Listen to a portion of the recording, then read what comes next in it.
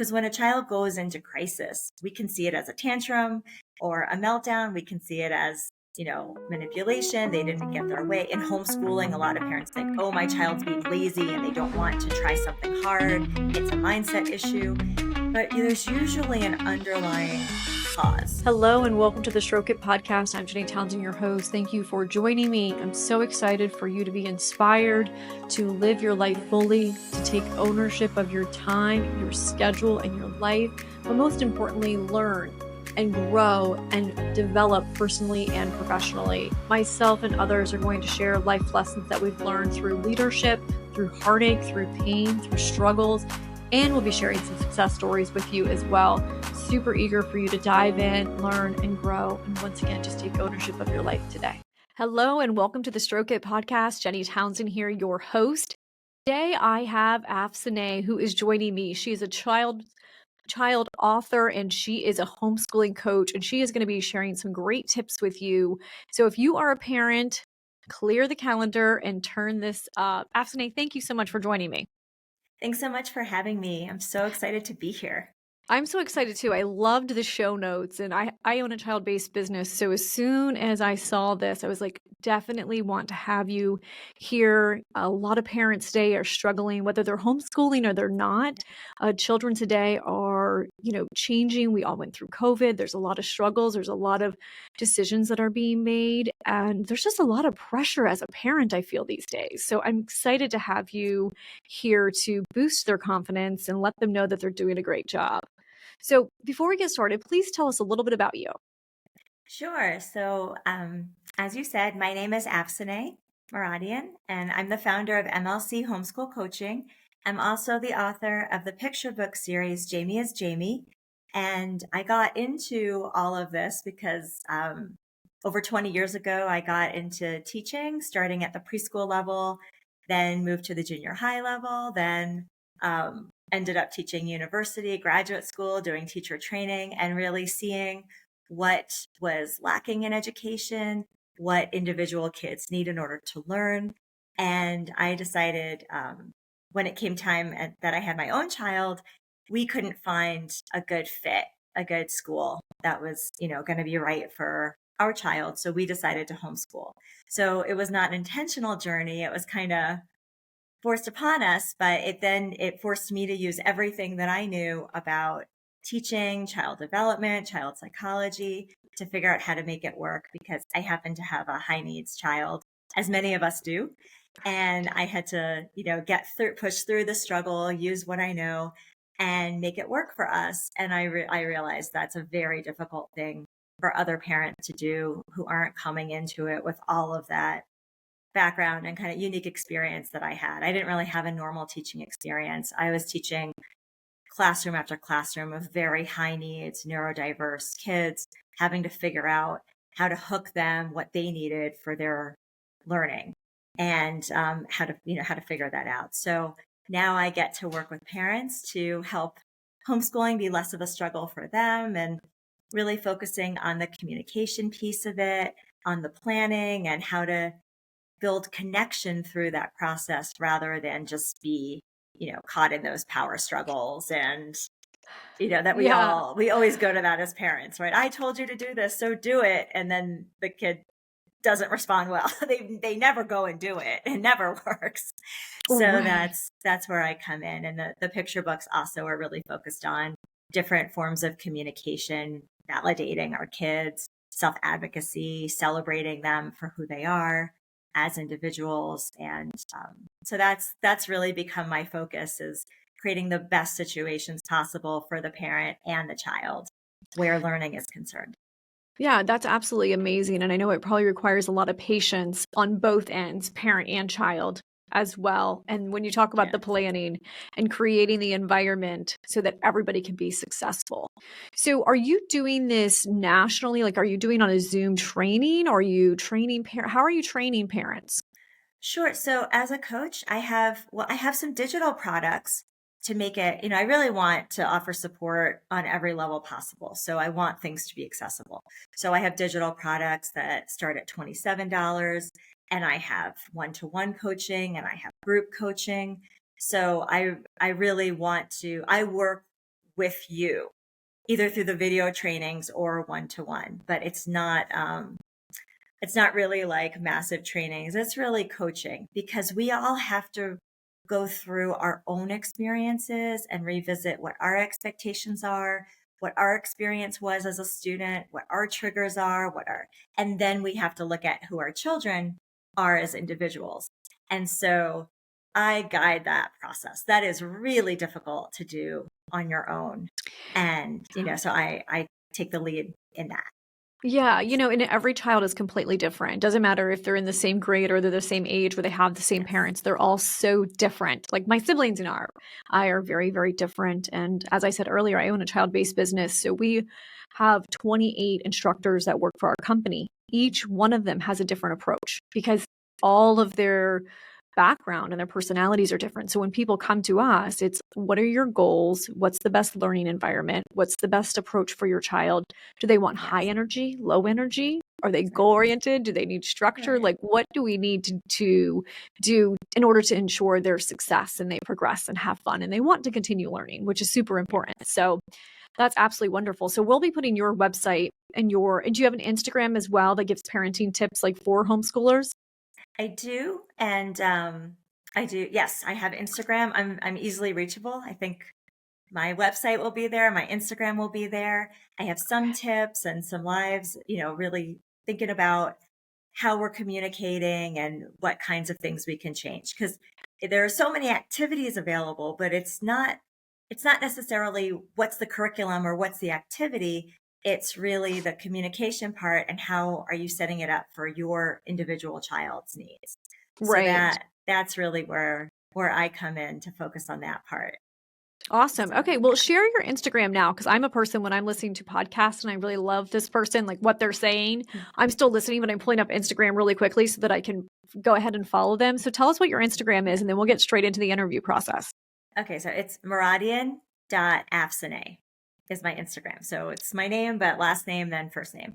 And I know Perfect. that's a little tricky. So the website is mlccoaching.com. That's easier.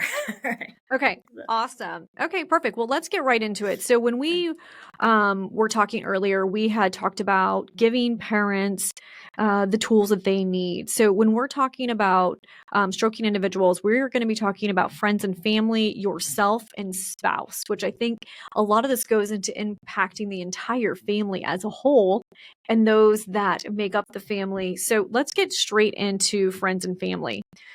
So when we talk about parenting, let's talk about some tools that you want to give parents when it comes to Sure. parenting. Well, I think a lot of us were raised with this idea that we should tell our kids what to do. It's our job to kind of control them and control their behavior. Everyone's looking when your child has tantrum in the store, when you go to, we just finished a big holiday season and, maybe your child had a meltdown at grandma's house and everyone was kind of looking at how are you going to respond? There's an enormous amount of pressure that we feel to control what they're doing and how they're doing it. And kids don't really want to be controlled. They need to be guided, they need to be taught, but the actual control factor of do what I say or else you're going to be punished doesn't build a lot of self confidence amongst kids. It doesn't build a sense of autonomy, and it doesn't really create the kind of connection that we really want to have with our kids, that sort of love and connection.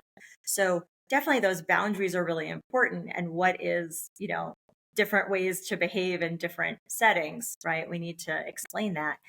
But rather than go for the control, it really needs to be more about the conversation. Why are you having a hard time? Why are you doing this? How can I help you? Because when a child goes into crisis, we can see it as a tantrum or a meltdown. We can see it as, manipulation. They didn't get their way. In homeschooling, a lot of parents think, oh, my child's being lazy and they don't want to try something hard. It's a mindset issue. But there's usually an underlying cause. And if we figure out what's actually going on and we help our kids with it, then they feel respected and supported and loved, and that who they are is okay because they're getting the help that they need to get out of that crisis. Kids don't actually like having tantrums and going into crisis. It's very upsetting for them, right? Yeah. So that's Well, kind of our job. let's break down the crisis, because I do know that a lot of times they're acting out because they don't know how to articulate or process their feelings or disappointment, or even they don't know how to communicate it. And so let's go into crisis. Like, what are some really great tips for redirecting that energy or redirecting what's happening? So this is going to sound so silly and so basic, but the first thing you have to check is, when was the last time your child ate? There are so many behavior issues that come from kids being hungry, and they've hit a growth spurt and you don't know, and they actually need to eat more food. So having that steady flow of nutrition, of energy coming into their bodies helps a lot for self-regulation when you're a kid, and for an adult too. Then we have to really ask, what's going on? We have to ask questions. So rather than assuming that we know why the child is upset, we have to ask those questions to find out. And when they're really upset, they can't tell us. And maybe they don't have the skills to tell us what's going on. So what we need to do first and foremost is just give them love, a hug. It's okay. I love you. Those words, that this is a part of being alive. We get upset sometimes. Things don't go our way. So we have to help them. We have to first validate the pain. I say this all the time. You have to validate the pain. Whether or not you think someone else getting the toy before your child does is a big deal. If your child thinks it's a big deal, you have to say, oh, that's awful. Oh, I'm so sorry that happened. Oh, I know that's upsetting to you. If your child thinks that you've done something that they don't like, you might need to apologize. Like, we should be very easily flowing with our apologies. We are not perfect. The more we apologize, the easier it is for our kids to learn how to apologize. So in that moment when our child is upset, we need to just validate their pain, even if we don't know what's causing the pain. Just, I'm so sorry you're upset. What can I do to help? And if they're out of control and they can't tell you, just a hug. I love you. It's okay. So they can calm down, and then there can be a conversation. And we have to be willing to hear that we've done something wrong, that we moved the thing, or we accidentally, bumped our kid into the chair and their elbow hurts, or, there's a lot of things happening to our kids that, even though we're right there, we don't know. And I get it wrong all the time. When my kid gets hurt, I'm always wrong about where they're hurt. And so I always want to put the ice on their ankle, and it was their head, and I saw it happen. I'm always wrong about it, right? So we have to be willing to be, open to being wrong. We don't know. We have to find out. We need that information, and our child has that information. Yeah. And I think listening, I think a lot of times the parents are so wanting to control the situation, or they want to assume, or they just want to like find out the solution and move on, that they're not willing to take the time to listen and allow them that safe place to come to terms and to communicate it. And I know a lot of times, like working with children too, they're afraid of being judged, or they're afraid of getting in trouble, or they're afraid that they're going to make their parents upset, or they're not going to make them proud. So a lot of times they don't say much of what's wrong because they don't want to get in trouble or disappoint their parents. Yeah. Yeah. I think the more we, as parents, we have so much power. We have so much authority, and we can flex those muscles in a pretty awful way sometimes through power struggles, or we can use that power and authority to create really safe spaces full of conversation, which is not the same as never saying no, or not setting any boundaries and letting our kids just do whatever. Like, you can't run through a supermarket knocking all the products off the shelf, right? Like, that's our society won't work that way. But it's about how we choose to communicate, the tone that we use, and those word choices.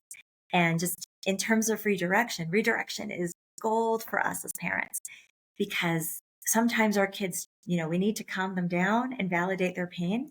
And sometimes we can't do anything about the ice cream that fell or the other child having the toy.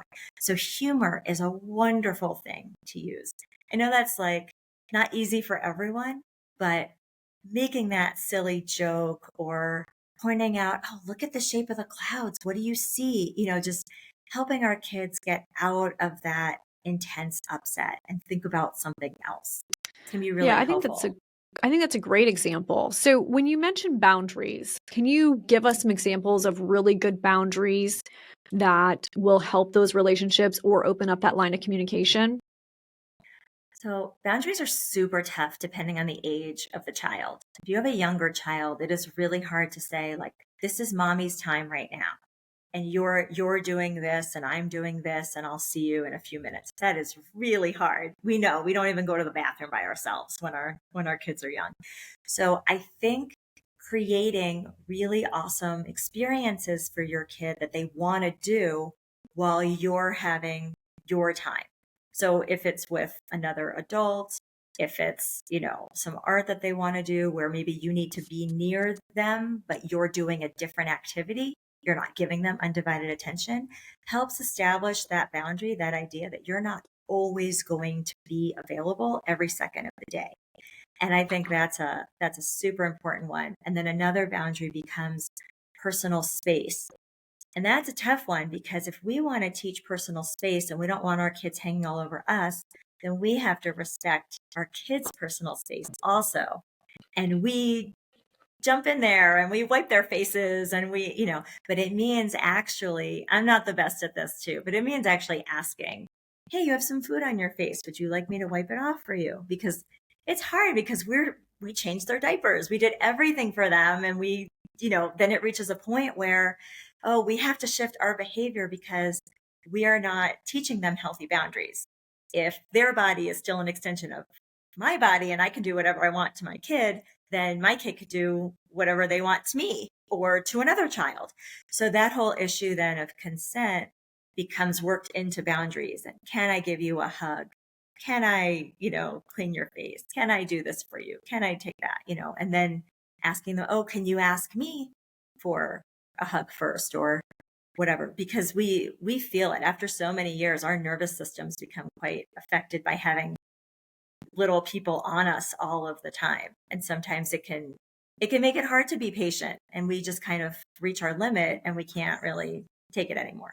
So having that ongoing communication, it just means saying a lot more words every day than you might want to, but really asking those questions and encouraging your child to ask those questions of you helps. Right. Yeah, I think those are all really great valid points and great tips as well. What are some great tips that you would give parents to help boost their child's confidence so they feel comfortable communicating or sharing or even just boosting their confidence so when they go out into the world, they can actually articulate what they need and say what they need? Definitely. That's such an important question. I think it comes down to choices, to empowering our children to actually make some decisions about what is happening to them throughout the day. I think when the adults are the ones that are so in charge that we're choosing everything from what they're wearing, what snack is, what the activities are, kids just kind of get in this mode of just following the program and they don't really learn to take responsibility or take, some control for themselves. I think what we want is we want our children to grow up to be problem solvers. So in the moment when there's a problem, rather than just solving it and fixing it, which is so hard because that's what we have to do those early years, but to actually involve our kids in the thought process. And like, if we identify with our children what the problem is, then what are different possible solutions? And our kids then can choose what solution they think would be best. Maybe they can go do it themselves, or maybe they need help. So when you start to do that as soon as possible, it reaches a point where you're then just reminding your child, okay, figure out what exactly is the problem. I know you're frustrated, but what are you frustrated with? Okay, now we need to be problem solvers. So you're frustrated that your Lego pieces aren't fitting together in the right way, right? Or your blocks are, your thing is falling apart. Okay. So what do you want to do? Do you want to add some columns? Do you want to take a break and do a different activity? Do you want to look at where your structure is weak and what you can put in there. And actually, as soon as you offer some of those ideas, kids then feel empowered to get their own ideas. Oh, I got it. Okay, go away. Stop talking to me. I got it. And they'll go and they'll do it. And that's what we want. We want independent thinkers who are problem solvers, who are not waiting for someone else to tell them what to do, which is actually really key as they become teenagers. We don't want them to just be the victim of peer pressure. We don't want them just doing what all the other kids are doing and just following along. We want them thinking for themselves and making their own decisions, even if it's really hard because it's different than what everyone else is doing. So it's creating those problem solvers. Yeah, I love that you're fostering that independency, which I think is super important. And a lot of times I think parents are afraid to allow their children to fail or screw up. What is your thought process on failure? So I think what we want to do is we're all born as scientists, and then the adults in our lives just erase that from us, right? Because don't touch the vase, don't do that, you're going to fall. Like, we try so hard to protect our kids and we don't let them try. And it's all about trial and error. So I don't even look at it as failure or making a mistake. It's trial and error to figure it out, right? And that's a huge part of the learning process. If it's academic learning or tying shoes, you have to, again, it's all about that problem solving. So you try to do something, it doesn't work. Okay, so, that didn't work. Why do you think that didn't work? Right? Which is so different than don't try that thing because it's not going to work. And now you failed and now you feel bad that it failed.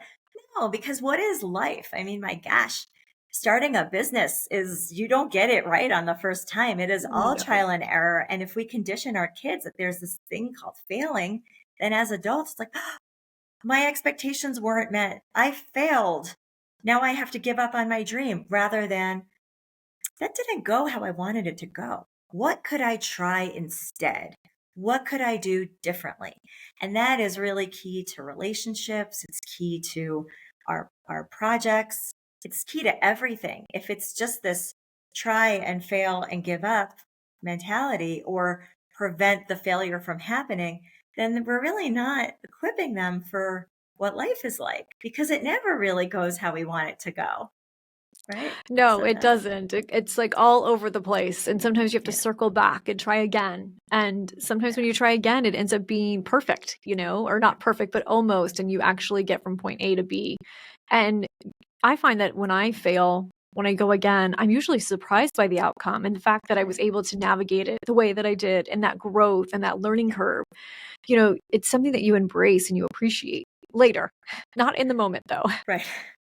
No, especially, yeah, but exactly. And I work with homeschooling parents. So when we're talking about learning, kids don't learn how to read the first time you work on reading. They don't learn multiplication the first time. There's a lot of skill building involved in teaching our kids. So you really, it's that patience, and it's understanding the journey. It's understanding the journey of development, which is why a lot of people come to me and they want to coach for that, because they don't understand the journey of development. So it seems like my child knew this today and now they can't do it. What's wrong with them? It's like, no, it's just, we're not linear. We don't work like that.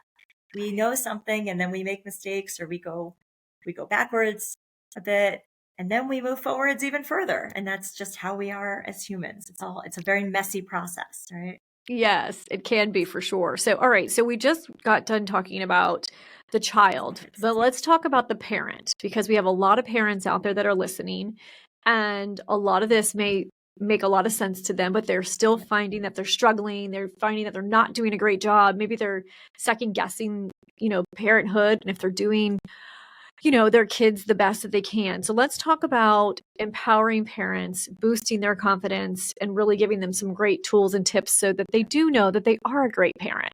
Are you looking to enhance your relationship with yourself? If so, get the Stroke It Guide. My book is available on Amazon and on my website. Not only is my book going to help you with your personal journey with yourself, but it's also going to help you with the relationships of other stakeholders in your life. For instance, your spouse or partner, your employer, your employees, your friends, or your family members. And of course, because the title, there is a chapter for your pleasure, which is the last one, in the bedroom. The book offers lots of great tools and resources. There's a lot of great downloads, and it features many of my podcast guests, and they have thousands of downloads and resources that are worth a lot of money. So you're going to want to get my book today. You can buy that on Amazon or on my website, and you can change and take ownership of your life today with one simple click. So the first thing is, nobody loves your child more than you do. And love is the most important thing that we're talking about here. So loving your child, like, that makes you a great parent. Okay. I think what we have to deal with is, when we become parents, all we know is the experience that we had from whoever parented us and how we felt about that. And so sometimes we are copying what we saw, the example we were given, we copy that. And sometimes we reject it because we didn't like it, but we're not sure what else to do or how to do it differently. And then we all have those moments of parenting where you just turn into your parents in the worst possible way, and you feel it and you don't like it and you don't know why it's happening, but it just happens. It's just in us. And so that all is very natural and normal. And what it requires then is saying, okay, I want to do this differently, but I don't have the skills that I need in order to do this differently, because I was never given that example. I wasn't respected as a child. I wasn't given choices. I want to do that for my child, but I really think they should just do what I ask them to do when I ask them to do it, right? So you've got that, there's a contradiction that goes on inside of us, that we want to do it in the way we read, oh, gentle parenting, respectful parenting. Yes, that's great. I want to do it. And in the moment, you can't, because those are skills, and everybody can develop skills, but you have to sometimes get help with a coach, or, reading things, or knowing that you have to develop these skills, and that takes practice and time. But that, of course, you'll be able to do that. Of course, we all have the capacity for change and for learning new things and growing. And so I just want to say, the most important thing along the way is the apology. Is like, you can apologize to yourself. You can cut yourself some slack. You're doing the best you can with the tools and the skills you were given. And you can say, oh, you know what? I'm so hard on myself. I'm sorry. I don't want to be this hard on myself. I want to be a problem solver. I want to look to what I can do differently next time. And we are always going to make mistakes with our children, and we just need to apologize to them. I am so sorry that I overreacted. You spilled your milk and I yelled at you because I was I was having a very stressful day, or I was on a phone call, or I just cleaned up the kitchen and you spilled the milk. And if there's nothing wrong with spilling milk, we all spill things. I'm so sorry I overreacted. What can I do to make it better? Can I give you a hug? Right? So the apology, we have to teach our kids how to apologize. We, say what we did wrong. We explain why we did it. We ask what we can do to make it better. And we say what we're going to do to change so that we don't do that hurt. We don't cause that hurt again in the future. And so that's what we have to teach our kids too, is we make mistakes, but you have to fix it. You apologize to a person and you clean up a mess. Right? Right. So exactly. Like the clean milk. Yes. So what would be some great tips or skills that our parents could incorporate to reduce frustration or maybe stress? Oh, well, you have to look at what's causing the frustration and the stress. And that is very hard to live a life without frustration and stress. So I can't give you a magical cure. If you know it, you tell me. But what I will say with frustration, a lot of time with frustration, it's our own inability to get the result that we want. And when we feel frustrated, that is a sign to stop and take a deep breath and think about what is causing the frustration. Is it that you really just need some quiet time at night and your child won't brush their teeth and go to bed? And you just are so frustrated because you really need alone time. You cannot continue to parent anymore. The day has been too long. So is there someone else who can take over for you? Can you take that deep breath and go for the humor? A great solution to getting frustrated, especially with your kids, is to smile, is to just take a breath, smile, and just tell your child, just say, I love you to your child. And it is really hard to feel as frustrated when you let go of that frustration. You make sure, you focus on the love and what you love about your child. And when they are fighting you, that is their independent thinking. That is their refusal to be controlled. That is their, desire to be an autonomous person who has their own life and has a sense of freedom. It's not a negative thing when our kids resist. It just doesn't fit well with the schedule. It doesn't fit well with our life. So it comes and down what we're to trying to accomplish. Yes. So it comes down then to how we respond to that. So, definitely if you need a timeout, take a deep breath, say, I'm going to go to the bathroom real quick. Please brush your teeth, and using games. A great counter for frustration is to turn everything possible into a game with kids. But I think frustration and stress, I think it's actually a really positive thing to know that you're feeling it, because the second you can have some calm and think about what is causing the frustration, what is causing the stress, becomes an amazing opportunity to make really important changes. Maybe it's, you need this job is just not the job that is helping you in your life right now. Think about the is it relationships causing the stress? Is it the dynamic you have with your child? So the more you can pinpoint, I think complaining is really helpful, right? So feeling that frustration, that stress, complaining to a friend or, to me as your coach, right? I can't take this anymore. And then, oh, okay. Well, then we have to fix it. So it helps you pinpoint what changes you need to make concretely to get rid of that frustration, stress, the things that are holding you back and pulling you down. Yeah, I think that that's really great. And that's great advice. I know a lot of parents struggle with finding time for themselves or feeling guilty for taking time for themselves or taking that time out or, wanting to just be by themselves. So, what is some great tools or tips or encouragement that you can share with our listeners to promote self-care, self-love, time for themselves so they can be a better parent? I think you should steal time wherever you can, however you can. So, for example, if your child is in a music class, that has to be your time. So, whatever relaxes you, if it's listening to a podcast, listening to music, going to grab a coffee, having a conversation with a friend, whatever you need to do to recharge. I think if you really don't have other adults who can step in with the parenting, it's taking that time at night. I know for a lot of us, we go to sleep too late. We wake up too early because we just want that time before our kids are awake to do some relaxation. But I also think, exercise really helps a lot with staying calm, with dealing with anxiety. And there are ways to pull our kids into that too. Like there are kids yoga videos on YouTube that you can do and your child can do, and you have your separate space and you're getting what you need, but you're still with your child. So I think if you can be alone while your kids are doing a class, I think that is really important time. If you never have that, then it's okay, you do this activity and I'm going to be near you doing this other activity, or finding activities that really relax you, that you feel passionate about, like drawing or painting or something, and setting it up for your child to do it too.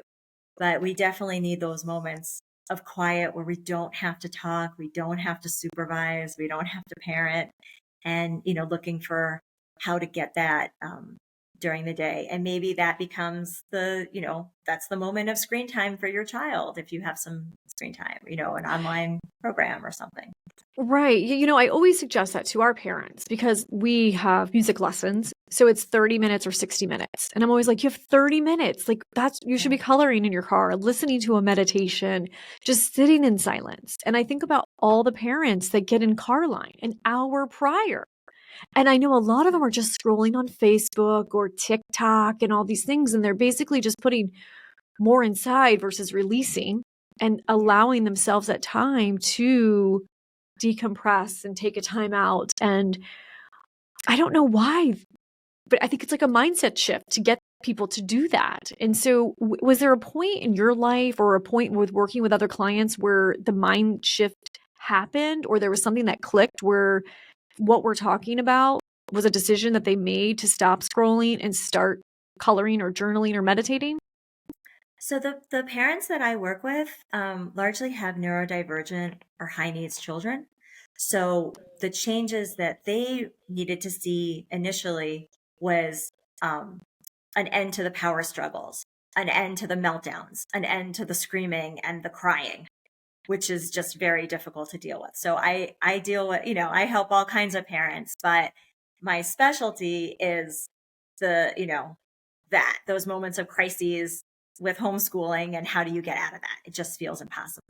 I think that what each of us needs to, for myself though, I can answer a little better for myself. I had to get very sick. I had to have, very serious health problems to then realize, okay, I need to actually relax. I need to exercise. I'm getting sick from stress. I have to make huge changes in my life, or I'm not going to be able to be the parent I want to be and the partner and have the life that I want to have. So I don't want anyone to get to the point of having serious health issues, which is why I think it's more like when you feel frustrated, when you feel stressed, think about why, and then make a list of what would you want to do? What would you rather be doing? And then if you have that half hour in the car, or get out of the car and go for a walk if you can. I mean, if the sun is too strong, then maybe you're just walking into a coffee shop and getting a favorite drink or something, and just having that moment of joy from a cup, and just having some silence. Or maybe you don't want silence. If you're with your child all day, maybe you really need to talk to a good friend or another adult.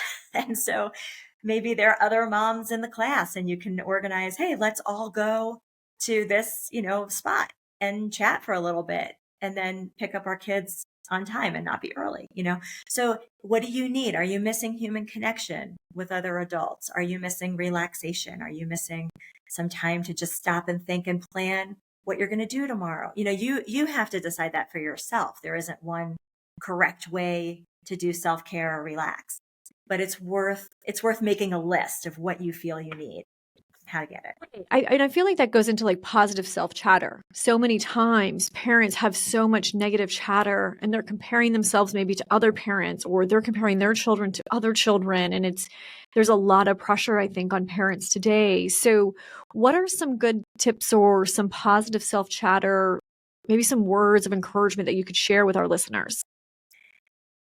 Yeah. So just like our kids, each of us is different, and different's not wrong, and it's not bad. What works for our kids is amazing, and we don't have to think that it needs to work for anyone else or that it should work for anyone else. And that goes the other way too. So kids are on their own journeys of development, and it's different for every single child, and it can't be rushed, and we can't control it. And that's true for us as well. So some moms are, have reached that self-actualization, and they go to yoga every day, and their life seems so calm and set, and we're, I didn't brush my hair today. I haven't done laundry in 2 weeks, and it's fine, right? It's really what do you need? It's about meeting needs. What does your child need? What do you need? And who you are now is not who you're going to be in 2 years or 5 years, right? So because we continue to develop as humans, we have the capacity for change. So whatever you're unhappy about now, you can take steps to change it for the future. And with our kids, I know there's so much pressure, and that's a totally different podcast episode of unreasonable pressure and expectations, high stakes testing, what age they should be reading and writing and multiplication, all these things and these benchmarks. And does it fit your child or not? And that's why millions of families are homeschooling now, because it doesn't actually fit with their child. I just want to say about kids, who a child is at 6 or 7 or 8 or 12 years old is not who they're going to be at 25. So if your child does not listen to anything you say or want to do their homework, it doesn't mean that they can't hold a job in the future or have financial security. Like it's really not a measure of that at all.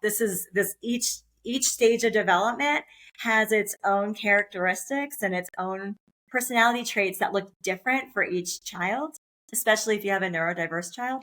But a child actually remembering what they're supposed to do and doing it after telling them once, I think you might be waiting till they're in their early 20s for that, to be honest. That's really not part of child development. And usually showing up on time, paying bills on time, we kind of get that wrong in the beginning too. Like we kind of need a few years in our 20s to figure that stuff out. So you can't, it's okay. You have to take a breath. If you feel like you want things to be different than they are, or you feel like your child needs more support with something like reading or science or, writing or something like that, there are absolutely things you can do to support that and facilitate that development. But you can't pressure a child to read and will a child to read just because you think they should. And when that happens to kids, it's actually quite damaging, and it leads to children hating reading.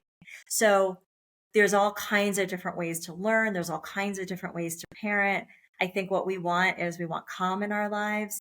We don't want to feel exhausted from power struggles. We don't want to feel like our time is being spent struggling more than anything. That's really not why we became parents. That's not why we're adults most of our lives. That's not how we want to spend our valuable, young years in life, right? So that becomes looking at why.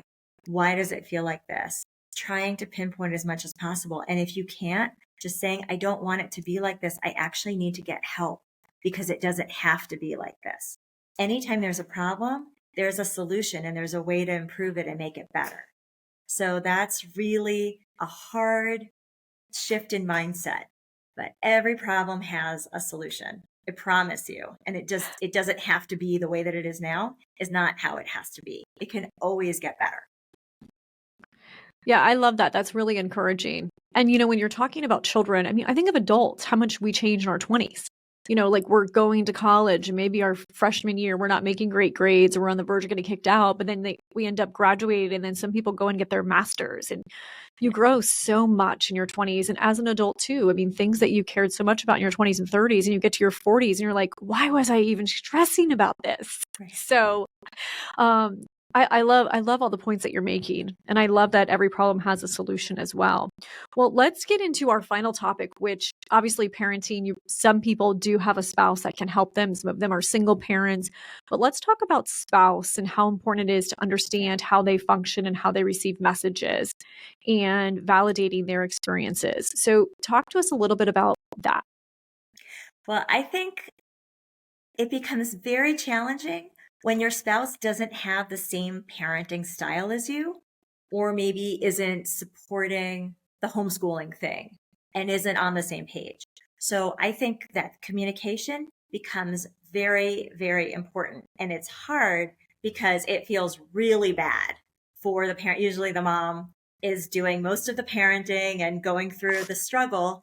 And then, the other partner shows up and does it a different way. And then the child reacts badly. And then the mom has to step in and calm the child down. So even when it's supposed to be our break, it's not really because our child is upset so quickly. So I think I've had to learn a lot about this side because I really want my partner to just show up and do what I need him to do. And that's just not the way that it works. So validating your partner's experience is a really important first step. And if when they're with your child, it doesn't go well, they don't feel good about that, right? Everyone wants to feel like a successful co-parent, right? So I think starting with the same with the kids, validating the pain. Oh, I noticed, our child got upset. Are you okay? How did it feel? What happened? And understanding that just like you, they are only dealing with what they grew up with. That is what they know. That's all that we know about parenting, is what we experienced and saw. And so then getting to have some of those conversations about some other approaches, I don't think our spouses are really going to be open to that unless we first validate their pain, recognize how much they are doing and how hard they are trying. Even if we wish they were doing so much more and trying so much harder, we can't say that out loud. We can think it, and I'm sure we do say it, and it doesn't go well either. But, really you can think whatever you want. It's what you say out loud and how you say it that matters. So, I know you wanted to, play that game, and then it led to tears. So like that must have been so disappointing for you. That must have been so hard for you. What do you think? Why do you think that happened? So it's the same with kids, because this is interpersonal communication, right? So you have to validate the pain. You have to make them feel heard and respected and listened to, so that they are calm and they are ready to have a conversation about what could be done differently. But I think it's more effective when we ask questions and when the other person is the one having to do the problem solving, rather than you just saying, well, actually, Tommy hates that toy. So every time you show the toy, it's actually really scary and they freak out. So could you please stop using the toy? It's way more effective if we are asking those questions and drawing it out from them, because we are trying to develop skills. And the things that we've had to figure out, usually we figure it out because we spend significantly more hours with this small human, and we know what they're thinking and we know how they function, and the other person doesn't have that information or doesn't know what happened in the morning, and they're coming into it in the afternoon and they don't know that our kid didn't have snack and is really hungry. I mean, for real, listeners, food is a huge, huge, huge thing with behavior issues. You have no idea how much calmer your child can be when you just give extra snacks. And sometimes that's true for the adults too, for your I was going to spouse, for say, you. when my husband is hangry, oh goodness, right. I literally cannot even deal with him. I said, you need to eat some food before we have this conversation. So that might be the thing. Take out a little bit of food and say, hey, honey, it's been a tough moment. Come, have this food with me.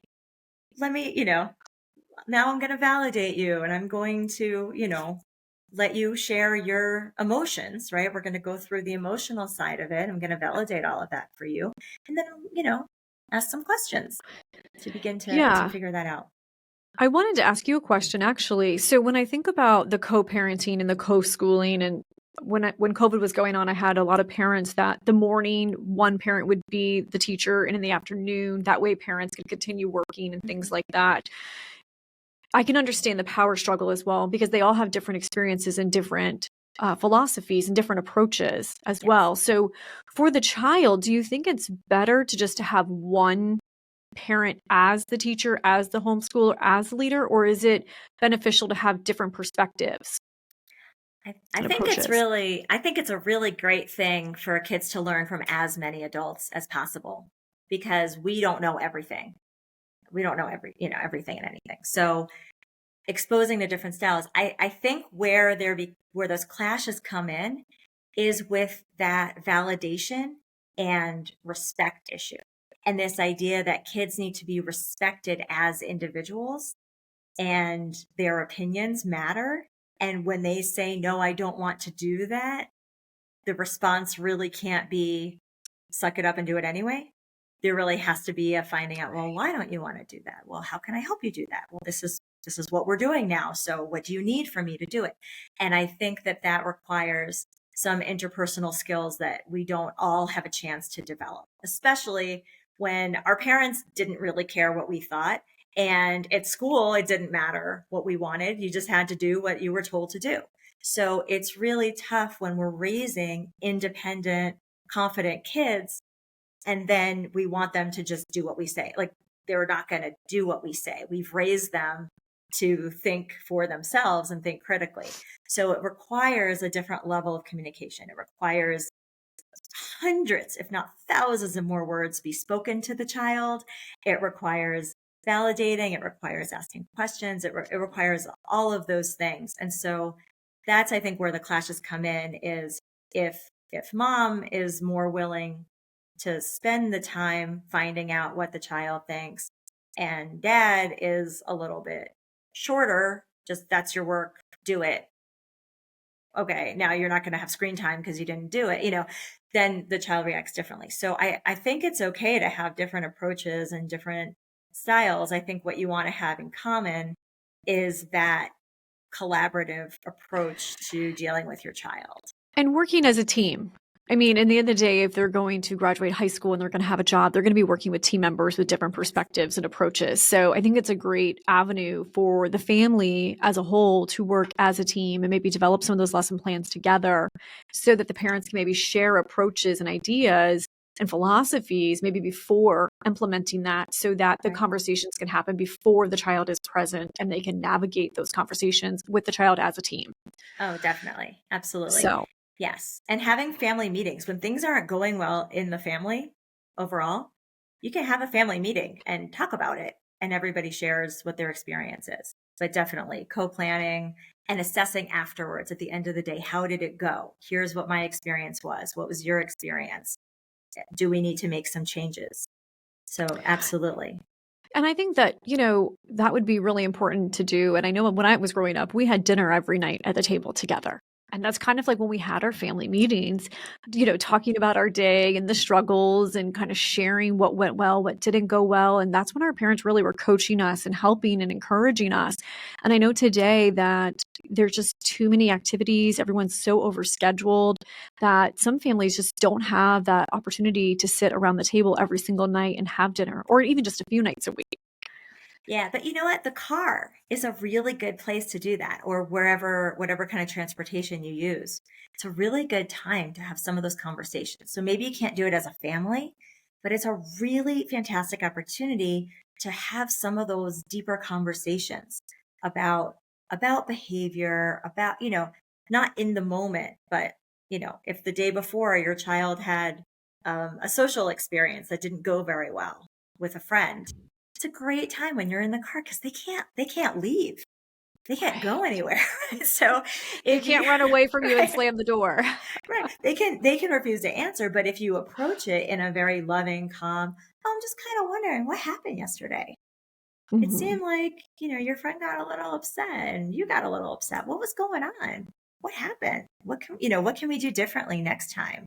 Do you not want to go back to their house? So usually if you start with a solution that is not super extreme, but like, oh, that play date didn't go well. Do you want to go back to their house again or not?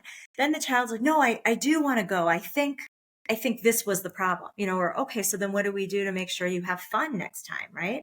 And then you can get into that conversation. So I hear you about dinner table. I think our schedules are really crazy these days. There's a lot going on. So you just have to steal time. If it's in the car or on your way to an activity, on the subway, bus, whatever you use, you have your child's undivided attention if you can put the devices away long enough to do that. So you have to kind of go into it of like, okay, there's this issue we really need to talk about. So I'm going to make sure that, my phone's away, and if my kid has a tablet or whatever, we don't bring it with us. We conveniently forget it, right? Because we need to talk about this thing, or I want to play these games. And, just all those conversations build up that trust and communication and connection. And that's the stuff that lays the groundwork for our kids to come to us when there really is a very serious problem. And our spouses also, because I feel like if we don't do that work with our partners, and if they don't do it with us, then it's really hard to talk to one another when we're going through something quite serious. We don't feel like they're going to hear us or respond in a way that's going to be helpful. And we don't go to them, and we lose our connection as a couple. So that's kind of the work that we need to put into it, I think. Well, this was a great learning experience. I know for me, and I'm sure for many of our listeners as well, and I'm definitely going to be following you and sharing your work with others. I think that all the parents need someone like you in their life, and the children as well. I feel like you're the voice of the future. And a lot of times I feel like kids don't have a voice because as the parents or as their coaches, everyone's making those decisions and assuming and telling them what's best versus giving them that platform. So I want to say thank you to what you're doing. And Thank you. it was a pleasure on having you on our show today. Do you have any last tips or anything else that you would like to share, or would you like to plug your website one more time as well with our listeners? Yeah, I really just want to reemphasize validating the pain and apologizing. That it's never too late to apologize, and it fixes so many things. And just, validating whatever the upset is goes such a long way in improving the relationship. And again, you do not have to go through this alone. These are very, very difficult, transformative things for us to have to do as adults. And, there's a reason I became a coach, to be able to give that support and that help for people. So definitely, I'm very easy to find. mlccoaching.com is my website, and you can send me a DM on Instagram. I'm very, very, very easy to contact. And I know there's going to be a link also for the picture books that really focus on that sort of communication, self-advocacy for kids, playing their own way, being free to be who they are, and just validating our kids as individuals. So I hope to continue to support you in your parenting, homeschooling journeys. And I'm always here for you. Awesome. Well, thank you so much for tuning in today. We will see you guys on the next podcast. Make sure to follow us both on Instagram and Facebook, and make sure to review and share this with someone you think could use it. Thank you for tuning into the Stroke It podcast. I hope you were inspired. I hope you're willing and ready to take some action. I want to encourage you to consider 5 people that could benefit from today's podcast. Super simple to share this episode. You never know who could benefit from hearing this podcast and how you could inspire them to create the change in the life that they're wanting. Cheers, and thank you so much for tuning in. Also, consider giving a review.